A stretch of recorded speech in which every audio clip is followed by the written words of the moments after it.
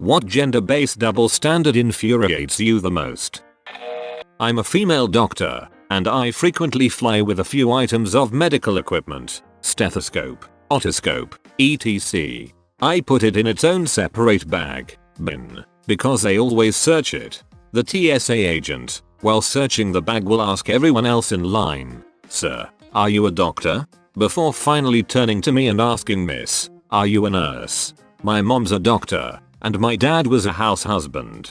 One time I got sick in elementary school, so I went to the nurse, who was going to call my parents to come get me. The nurse asked me where I could call my mom, and I said she was probably busy at work and she should call my dad. The nurse ignored that and asked where my mom worked. The intensive care nursery at blah blah medical center. Okay. Who should I ask for? Dr. Zappa. No, you mean Mrs. Zappa. She's a doctor. No, you mean a nurse. No, she's a doctor. So, she looks up the number in the phone book and calls the ICN. The receptionist answered, and thanks to the giant 1990s corded telephone, I could hear both ends of the conversation. "Hello, may I speak to one of your nurses? Mrs. Zappa?" The receptionist laughed at her for a good 5 or 10 seconds, then says, "You mean Dr. Zappa? Is one of her kids sick?" Just a minute. When my mum got on the phone, and the school nurse explained the situation, my mum was like, "Okay, well, I'm doing rounds right now. Why don't you call his father?" And that's why she's a nurse at a school. Odds are, not even a real nurse. Nurses have degrees and licenses. Probably just a health aide. They're only qualified to take your temperature and give you an ice pack or a band-aid. My school nurse was a cold itch. Some kid smashed himself open on a metal bench and she just sent him off to class. Bleeding profusely would be an accurate description. I think that there is a little bit of a stigma surrounding stay-at-home fathers, which is not a huge deal, but is a little frustrating. I'd take the stigma. I'm a dad, and given the choice between working outside of the house and being a stay-at-home dad, I'd absolutely choose the latter. Unfortunately, that's not financially realistic for my family at this point in time, but if it was, I'd do it in an instant. I'm not suggesting I think being a stay-at-home parent is easier than working an outside job. I just prefer to spend as much time in dad mode as I can. When was the last time you saw a man in a yogurt commercial? I like yogurt too, damn it. I believe that Burn Notice is actually just a long-running well-written yogurt commercial.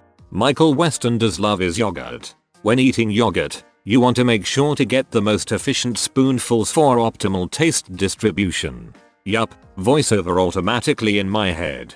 When you're a spy eating yogurt, you want to make sure to get the most efficient spoonfuls for optimal taste distribution.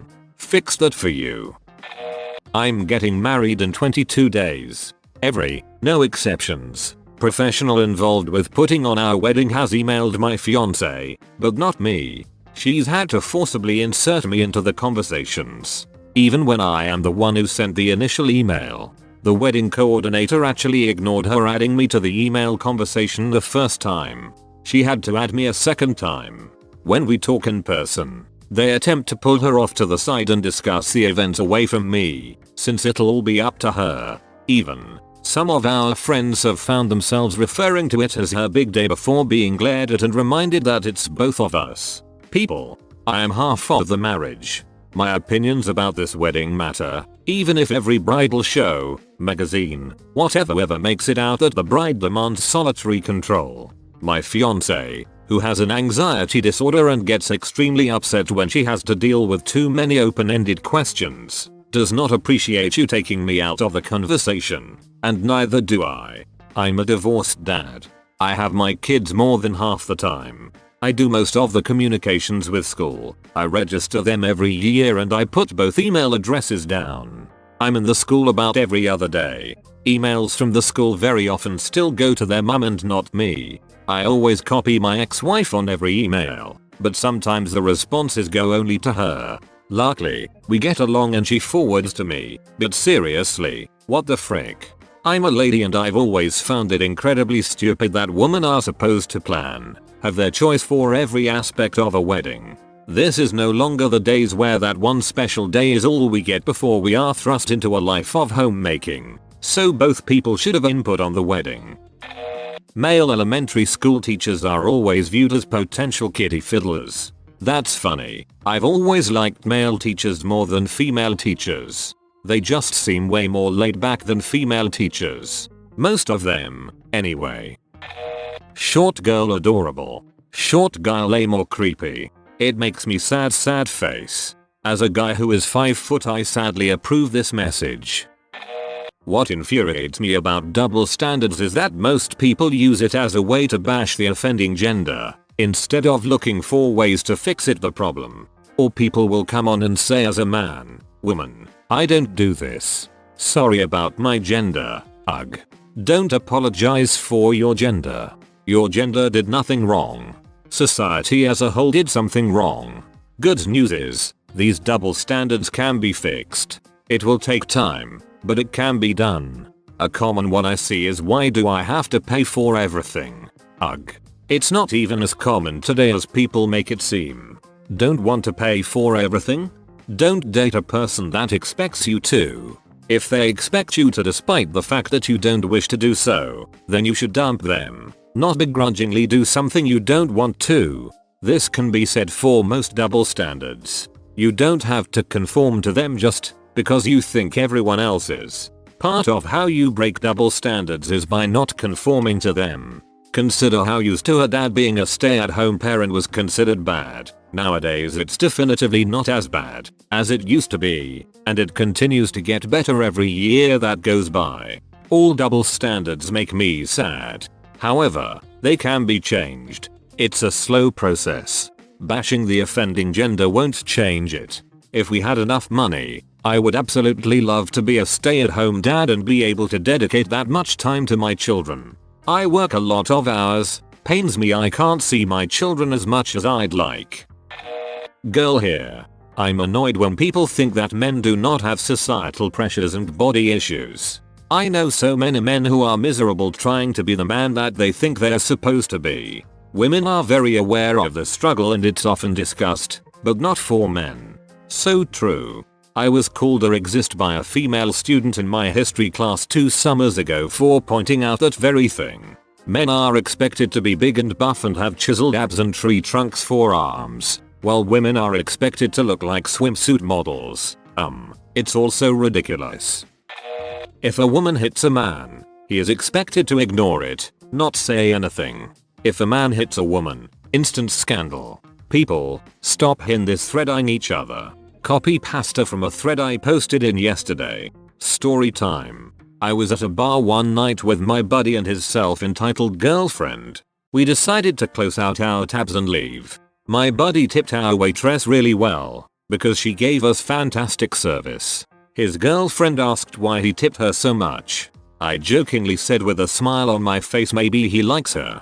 She wound up and slapped me so hard that it made my face turn and my head lean to the side. Every white knight in the bar was ready to pounce on me like I was the one who did something wrong. I couldn't even get her to apologize, because I had to leave the bar immediately while guys were coming up to instigate me. She chased me out into the parking lot and tried to fight me while my buddy was apologizing to me and holding her back. That's just one of many times she did something like that, not just to me. I stopped hanging out with them until my buddy broke up with her. Oh, you're pissed about something? Guess you're PMsing LOL.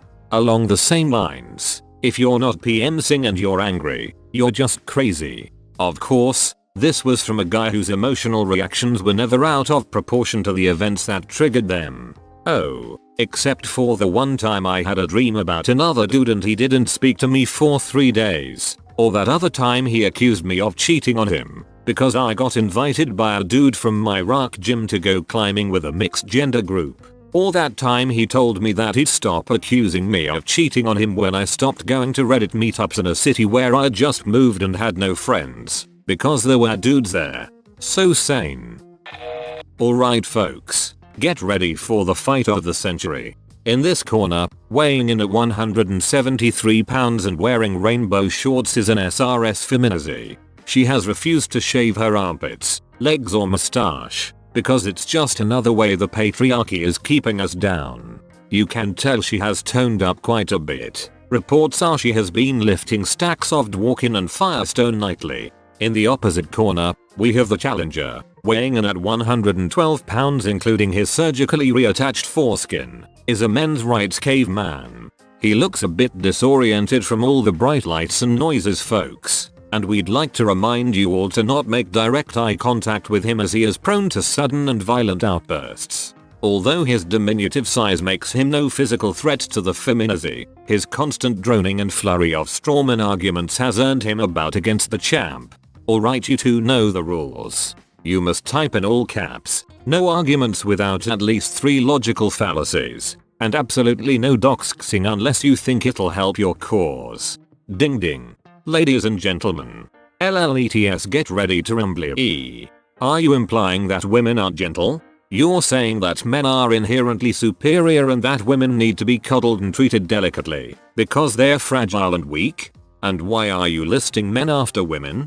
You think men deserve to be subservient to women in all cases? You're one of the worst types of people. Male apologists who think that because bad things happened in the past all men are evil. And don't even get me started on your obvious agenda of serial gender discrimination. Ladies and gentlemen, there's a little something called globopia, but a closed-minded bigot like you wouldn't care about that, now would you? I think I covered everything. I'm not sure how much more enraged I can pretend to be over a benign and commonplace phrase. A little something called globopia. ILOL'd.